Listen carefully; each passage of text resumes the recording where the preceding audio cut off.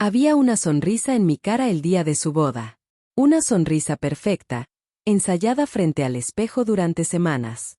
Nadie en esa iglesia sabía lo que yo sabía. Nadie imaginaba que debajo de ese vestido azul cielo que ella misma me había pedido que usara, yo cargaba el peso de una traición que había comenzado mucho antes de que ella dijera sí, acepto. Me llamo Valeria.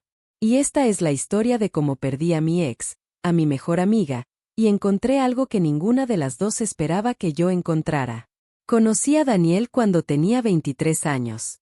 Era el tipo de hombre que entra a una habitación y sin decir una sola palabra, hace que todo lo demás pierda color. Alto, de ojos oscuros, con esa forma de reír que te hace sentir que eres la única persona en el mundo. Nos enamoramos rápido, de esa manera urgente y desordenada que solo ocurre cuando eres joven y todavía crees que el amor es suficiente para sostenerlo todo. Estuvimos juntos 3 años.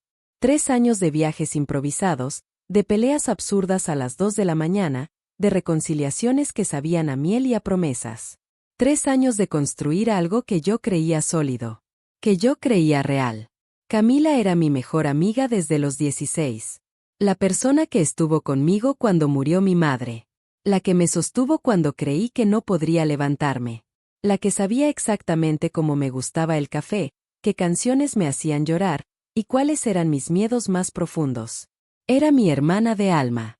O eso pensaba yo. Cuando Daniel y yo terminamos, fue doloroso pero limpio. O eso creí.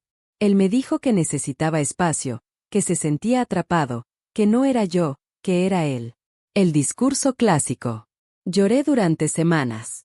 Camila estuvo ahí cada noche, escuchándome, abrazándome, diciéndome que merecía algo mejor. Que él no me valoraba. Que algún día lo entendería. Lo que no me dijo es que ese algo mejor era ella misma.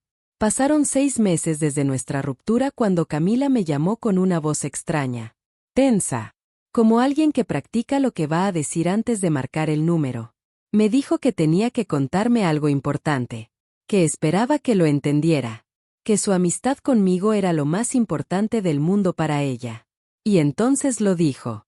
Estaba saliendo con Daniel. El silencio que siguió fue el más largo de mi vida. No fue un silencio de sorpresa. Fue un silencio de confirmación.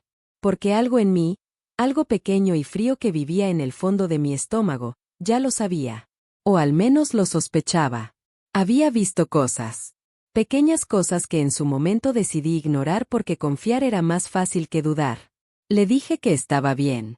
Que si ella era feliz, yo estaba feliz. Que el amor no se puede controlar. Que Daniel y yo ya éramos pasado. Mentí con una facilidad que me asustó. Porque la verdad es que no estaba bien. La verdad es que en ese momento algo dentro de mí se rompió de una manera que no tiene nombre. No era solo el dolor de verlo con alguien más. Era el dolor específico, quirúrgico, de verlo con ella. Con la persona que había escuchado cada detalle de nuestra relación. Que sabía exactamente cómo me había herido. Que había usado toda esa información, toda esa intimidad que yo le había regalado en mis momentos más vulnerables, para acercarse a él. Empecé a recordar cosas que había descartado. El día que los 3 fuimos al cine y ella se sentó a su lado cuando yo fui al baño. La vez que me dijo que Daniel me estaba mirando de una manera rara en la fiesta de cumpleaños de su hermana, cuando en realidad era ella quien no dejaba de mirarlo a él.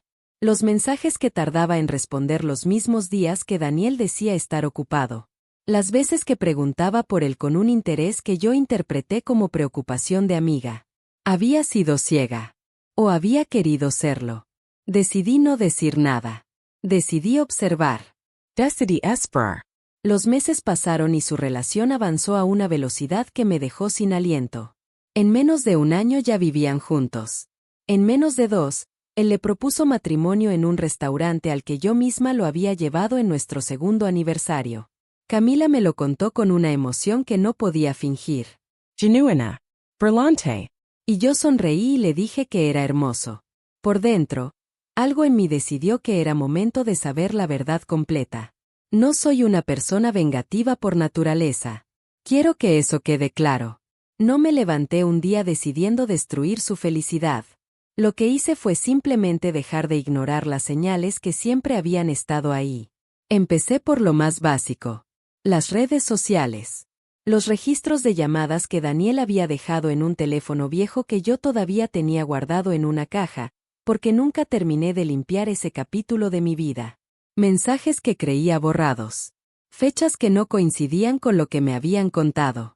Lo que encontré me dejó paralizada durante 3 días. Daniel y Camila no habían empezado a salir después de nuestra ruptura. Habían empezado 4 meses antes. 4 meses en los que ella me escuchaba hablar de él mientras le enviaba mensajes desde el baño de mi propio apartamento. 4 meses en los que él me decía que me amaba en las noches y le escribía a ella en las mañanas. 4 meses de mentiras perfectamente coordinadas entre las dos personas en quienes más confiaba en el mundo. Y había algo más. Algo que ninguno de los dos sabía que yo había descubierto. Camila le había contado a Daniel cosas que yo le había dicho en privado. Mis inseguridades. Mis miedos. Las razones por las que me costaba confiar. Las heridas de mi infancia que le había revelado en noches de vino y vulnerabilidad. Él las había usado. No de manera brutal, sino sutil. Estratégica. Cada vez que yo dudaba de la relación, él decía exactamente las palabras que sabía que necesitaba escuchar. Palabras que solo podía saber si alguien se las había dado. Me había manipulado con mis propias cicatrices. Y Camila se las había entregado. El día que me invitó a ser su dama de honor creí que iba a desmoronarme.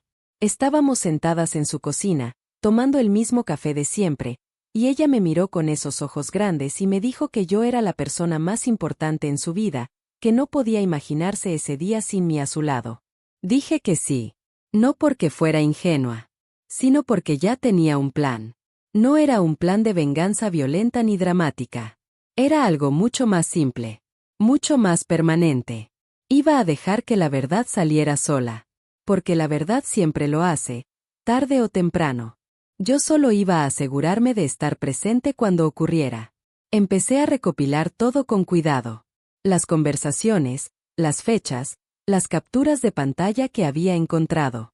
No para usarlas como arma en el momento menos esperado, sino para tenerlas. Para no ser la mujer que recuerda mal, que exagera, que inventa. Para que cuando llegara el momento, nadie pudiera decir que estaba mintiendo. Los preparativos de la boda fueron los meses más extraños de mi vida. Acompañé a Camila a elegir el vestido. Blanco, con encaje en los hombros, exactamente como ella siempre había descrito su boda de ensueño en las conversaciones que habíamos tenido cuando éramos adolescentes. Conversaciones en las que también yo había descrito la mía. Me pregunté si Daniel sabía eso también. Hubo un momento, durante una prueba de vestido, en que Camila me miró por el espejo y me preguntó si estaba bien. Le dije que sí, que estaba emocionada por ella. Ella me estudió por un segundo más de lo necesario. Como si una parte de ella supiera que algo no estaba en su lugar. Luego sonrió y se giró de nuevo hacia el espejo. Ese instante me dijo todo lo que necesitaba saber sobre su conciencia.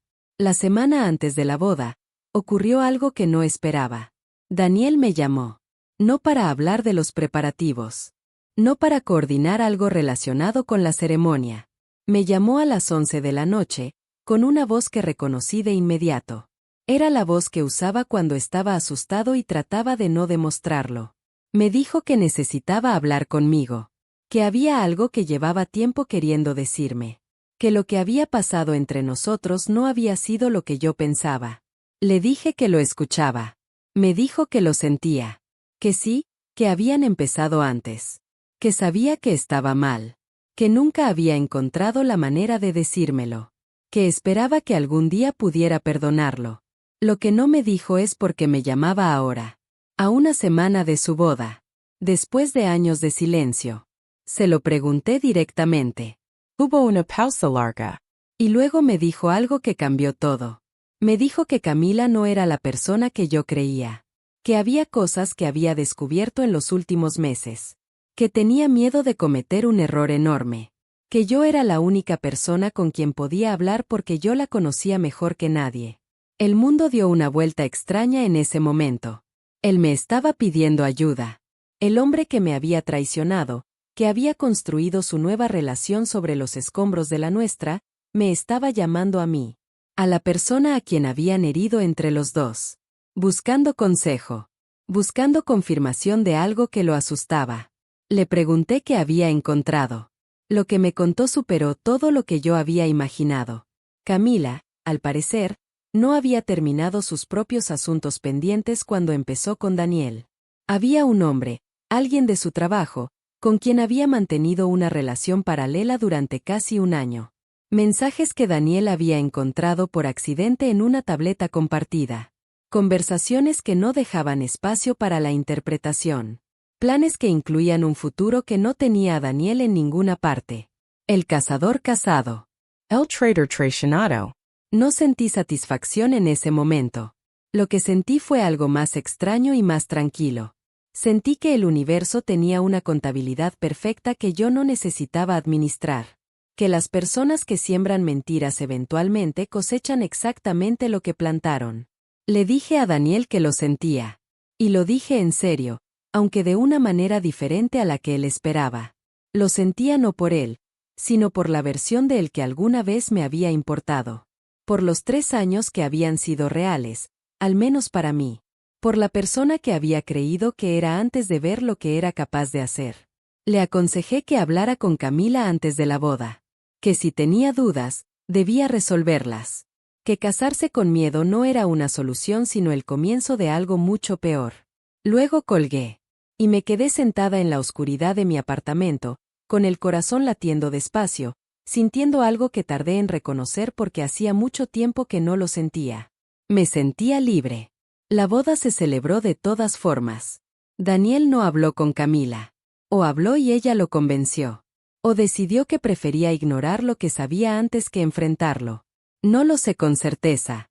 Lo que sé es que el sábado siguiente, yo estaba de pie a su lado en esa iglesia, con un ramo de flores blancas en las manos, viendo cómo se prometían amor eterno.